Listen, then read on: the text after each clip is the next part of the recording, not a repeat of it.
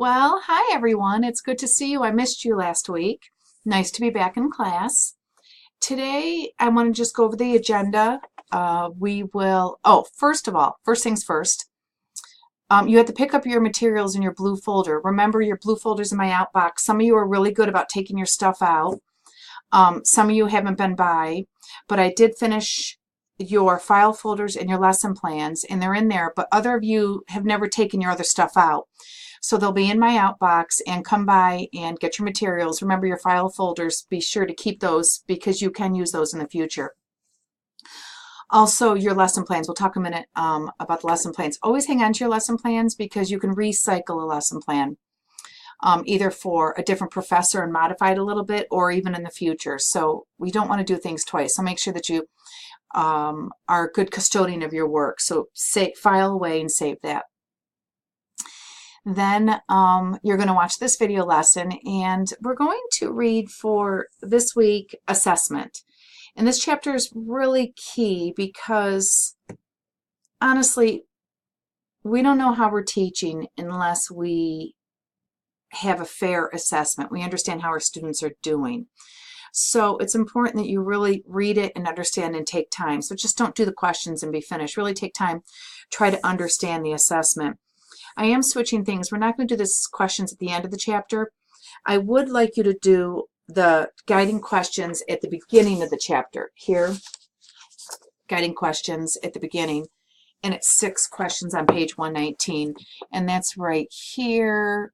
Do I have it? Answer guiding questions, page 119, and that's your assignment for this week. It's not complicated. There's only 6 of them, but I think it's a more comprehensive review than the questions at the end. Also, I am getting concerned that some of you aren't reviewing your vocabulary. I don't know why I'm worried about it, because I don't see you and we can't talk about it. So I am going to have a vocabulary quiz in 2 weeks for the key terms from chapters 1 through 7. So make sure you start reviewing those key terms and that you have a pretty good grasp of what they mean. That'll be in 2 weeks. I'm not sure how I'm going to set up that vocabulary quiz since this is online, but I'm going to figure something out because that's important for you to really make sure that you understand and you've internalized. So make sure you're prepared for that. And other than that, this week, that's all you have. You have Chapter 6 assessment. We just had the lesson plan. Chapter 6, your guiding questions, and start reviewing your vocabulary. It's a lot of vocabulary. I don't know, maybe it's not too much, 120 words. So start reviewing that vocabulary in flashcards. Also, for the lesson plan, I just want to take a minute and go over those. This was the first assignment that really ran the gamut.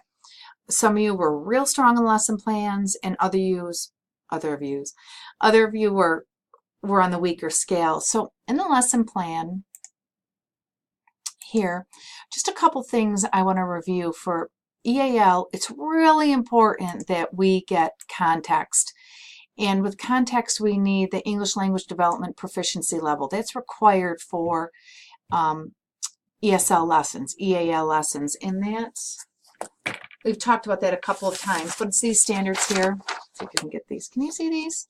Emerging, transitioning. You see these ELPD standards? Entering, emerging, transitioning. You want to make sure that those are listed, what level your students are. Also, for context, we want to know their heritage or home language, and we also want to know their background. Are they in an English-only home? Are they maybe recently adopted into American home and they have a lot of their L2 influence, or are they really immersed in their L1? Any type of background information would go in there.